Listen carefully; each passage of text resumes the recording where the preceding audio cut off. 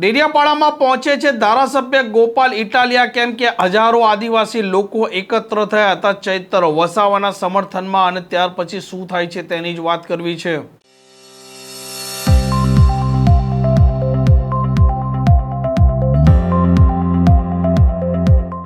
નમસ્કાર, આપ જોઈ રહ્યા છો હોટલાઇન ન્યૂઝ અને હું છું આપણી સાથે તોફિક ગાંચી। ડેડિયાપાડાના ધારાસભ્ય ચૈતર વસાવાના સમર્થનમાં હજારો આદિવાસી આજે એકત્ર થયા છે અને ગોપાલ ઇટાલિયા ત્યાં પહોંચ્યા છે અને તેમના આગવા અંદાજમાં તેમણે ભારતીય જનતા પાર્ટી છે તેના ભૂક્કા પણ બોલાવ્યા છે।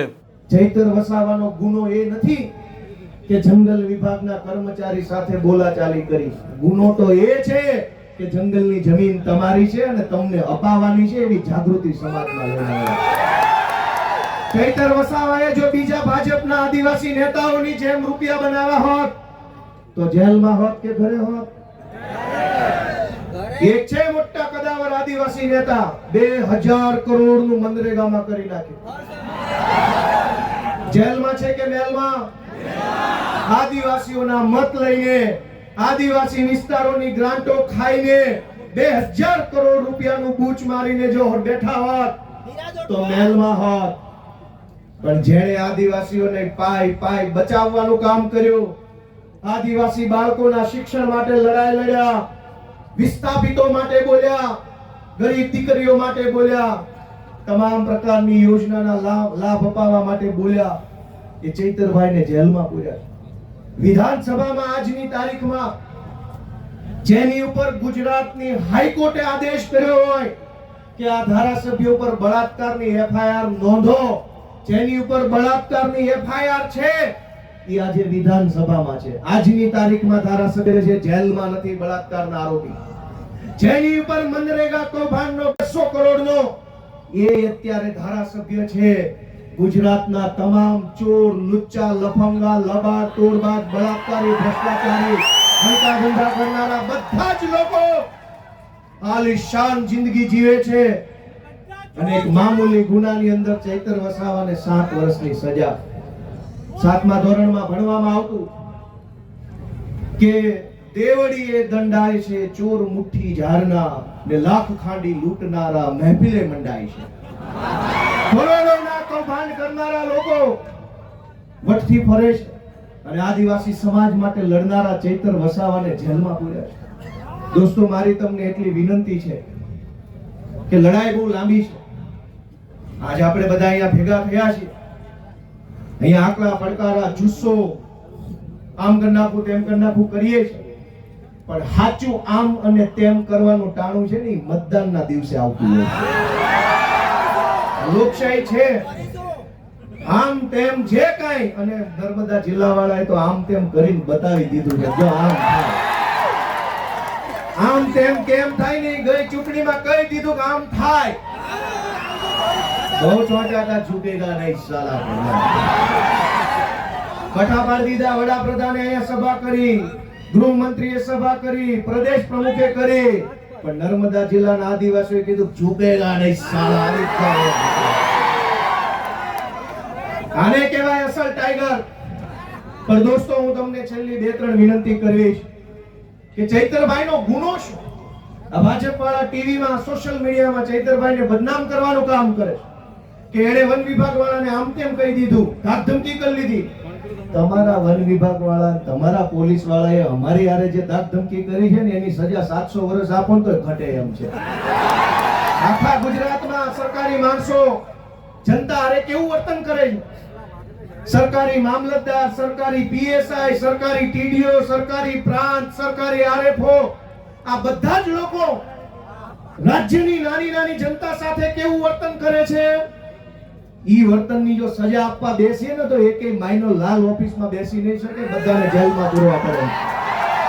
ચૈતર વસાવાએ 4 શબ્દો શું કીધા તો માઠું લાગ્યું, પણ દોસ્તો, ચુકાદો હવે જનતાની અદાલતમાં લાવવાનો છે।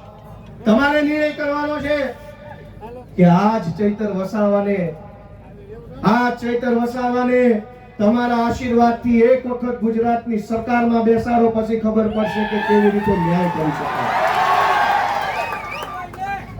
આપણે ક્યાં સુધી અન્યાય સહન કરવાનો?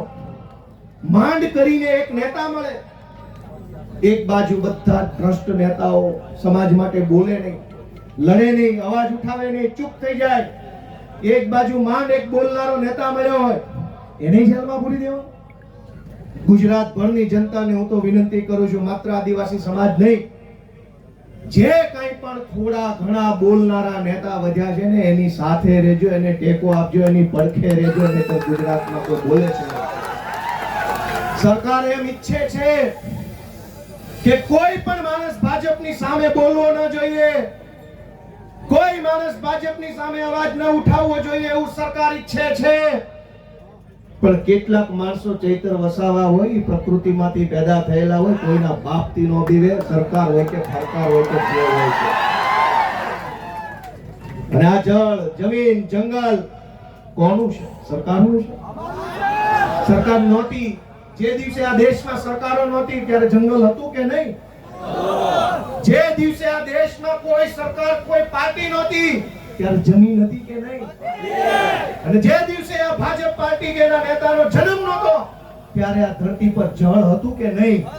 તો ભાજપ વાળા પેદા નહોતા થયા ત્યારે જળ હતું, ભાજપ વાળા પેદા નહોતા થયા ત્યારે જમીન હતી, ભાજપ વાળા પેદા નહોતા થયા ત્યારે જંગલ હતું, અને ભાજપ વાળા પેદા નહોતા થયા ત્યારે આદિવાસી પણ હતા આ દુનિયા ઉપર, આ દેશ ઉપર. તમારી પોલીસ, તમારું ફોરેસ્ટ, તમારા બધા માણસો એ તો હમણાં આવ્યા. આ તો સદીઓથી હાલતી આવતી વ્યવસ્થા છે ને એને સંભાળીને રાખનારો આદિવાસી સમાજ છે દોસ્તો. આદિવાસી સમાજ જળ, જમીન, જંગલની રક્ષા કરે અને આદિવાસી સમાજની રક્ષા ચૈતર વસાવા કરે છે. એ વાત ભાજપ વાળાને ગમતી નથી. દોસ્તો, અમારી લીગલ ટીમે મહેનત કરી અને હાઈકોર્ટમાં અપીલ ફાઇલ કરી.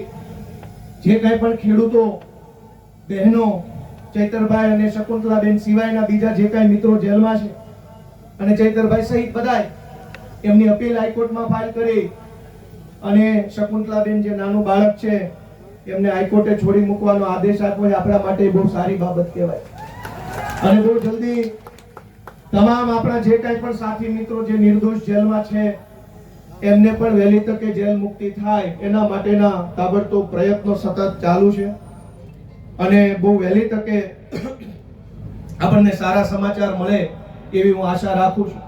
આ પ્રકારના સમાચાર માટે હોટલાઇન ન્યૂઝના ચેનલને લાઇક, શેર અને સબસ્ક્રાઇબ કરવાનું ભૂલતા નહીં. નમસ્કાર. આવા પ્રકારના વિડીયો તમને જોવા ગમતા હોય તો હોટલાઇન ન્યૂઝ ચેનલને લાઇક, શેર અને સબસ્ક્રાઇબ કરો.